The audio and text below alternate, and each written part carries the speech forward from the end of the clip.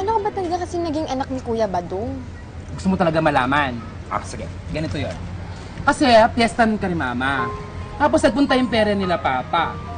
Usual, nagkain laban, nag-merry-go-round. Nabuo ako. Ayoko na palang sumakay ng merry-go-round.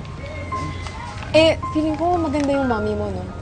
Mahilig sa ganun yung kuya ko, Siyempre maganda. Itong itsura kong to, papato lang ako kung sino-sino. So, hindi kayo naniniwala sa sinasabi ni Duday na anak niyo siya? Hindi. Alam mo, kahit ako'y habulin ng mga babae, iisa lang ang minahal ko. So, hindi niyo nga anak si Duday? Anak niya nga ako. Bakit ayaw niyo bang maniwala? Kayo kasi naman. Ano bang pangalan ng mama mo? Norma Sanores!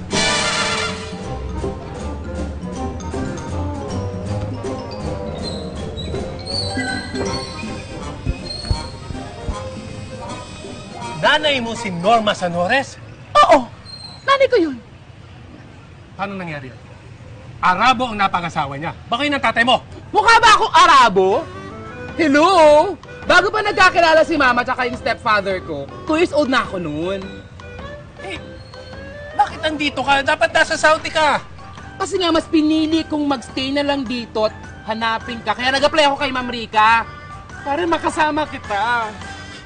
Papa! Papa! I'm your daughter! I'm your daughter! Papa! Tagal lang kita hinana. Buntis ka ba, Papa? Bakit ba? Basta ito yung kayo nakapag gusto sabihin sa'yo. Dali lang. Nay!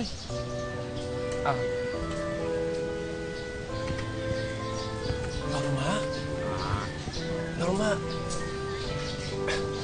wala ka pa rin kupas. Bato. Sabi na sa'yo Kay Mama ako nagmana, ang gandang bata. Anak natin to. Oo.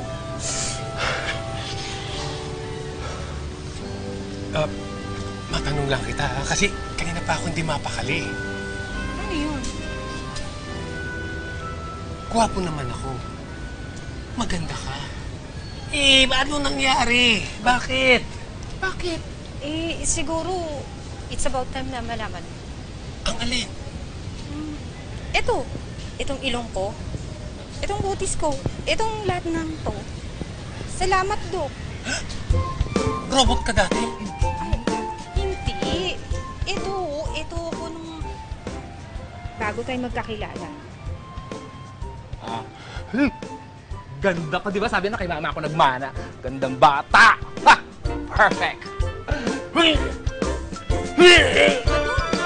grabe. Noon ko lang nakita